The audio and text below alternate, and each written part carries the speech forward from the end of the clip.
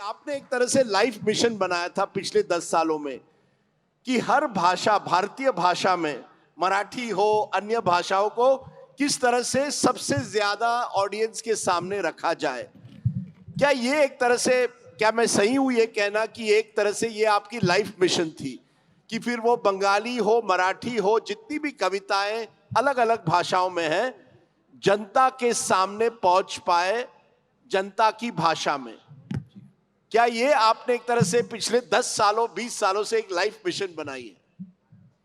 Mission बनाना अलग बात हो जाती है कि मैं उसे कहूँगा ये मेरा मिशन ये हो गया। मैं अपने अवाम की आवाज़, अपने लोगों की आवाज़ पहचानना चाहता हूँ।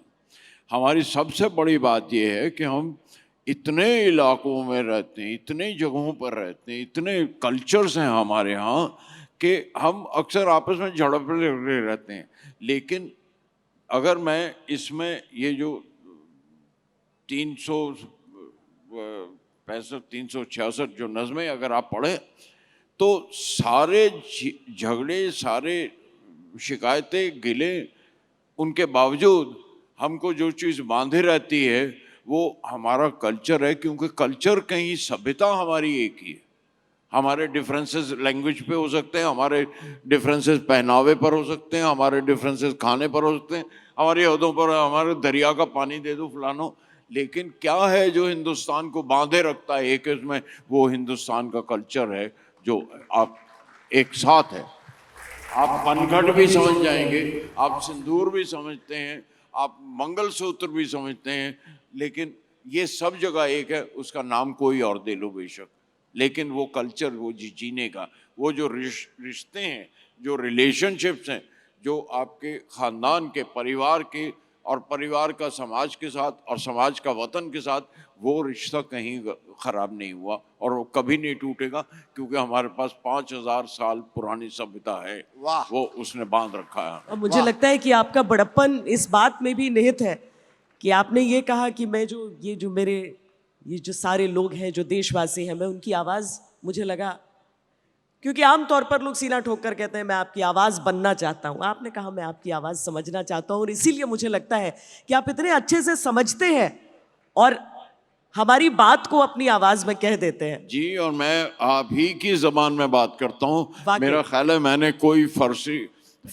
अरबी, संस्कृत कोई आपके ऊपर नहीं थोपी है, मैं आपकी ज़बान में बात कहता हूँ। अच्छा, समय की बंदिश को देखते हुए और क्योंकि आपकी इच्छा है, 2 लोगों के सवाल हम लेंगे, पहले व्यक्ति को दे। ठीक है। छोटे में अपना सवाल प्लीज पूछें। गुलजार साहब प्रणाम जी, फिरोजपुर पंजाब से डॉक्टर सतीश टुकराल बोल रहा हूँ जी। आपका प्रोग्राम सुनने के लिए स्पेशल आया हूँ। जो आपके समय के गाने हैं, जैसे ये मुसाफिर हूँ यारो, जितने भी गाने आपने लिखे हैं, उन गानों को आज भी याद हम करते हैं।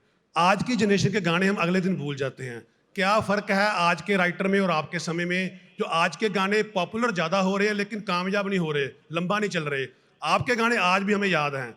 तो हमारे नए हम जैसे राइटर के लिए क्या सुजेशन देना चाहेंगे आप?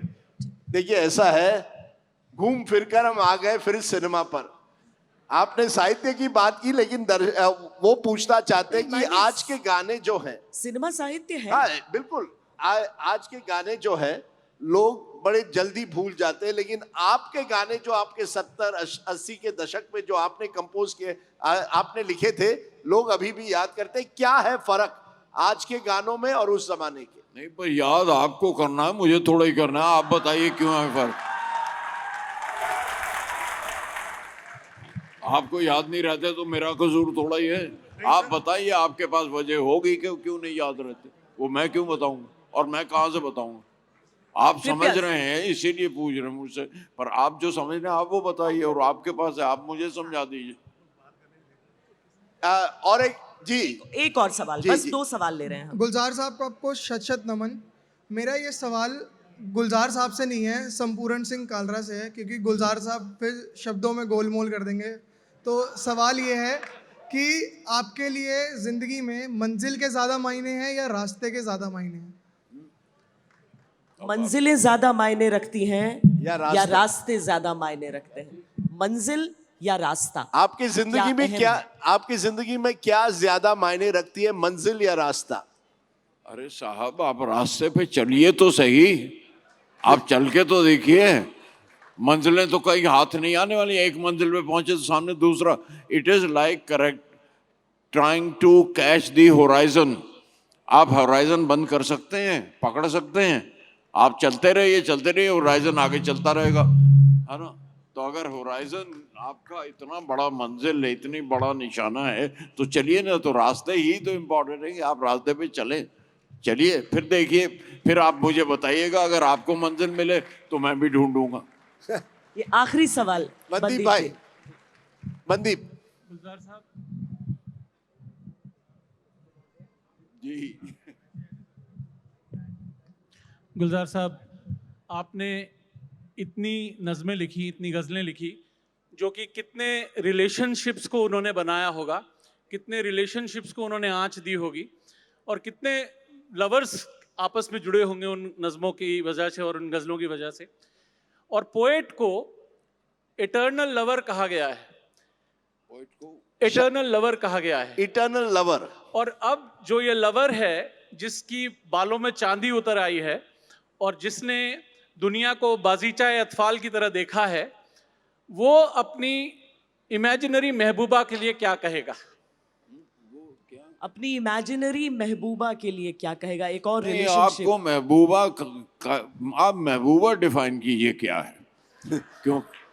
मैं फॉर एग्जांपल मैं बताऊं आपको कि मेरी एक नज्म है कि ये मुझे जब धूप मेरे घर में आती है तो लगता है कोई बुजुर्ग आके टहल रहा है। मुझे पता नहीं चलता वो कहाँ पे किस जगह बैठी हुई है, घूमती रहती है सारे घर में। लगता है धूप कोई बुजुर्ग सी है, कोई मेरी लगती बुजुर्ग सी है जो घर में आई है। अब उसका रिलेशनशिप है मेरा।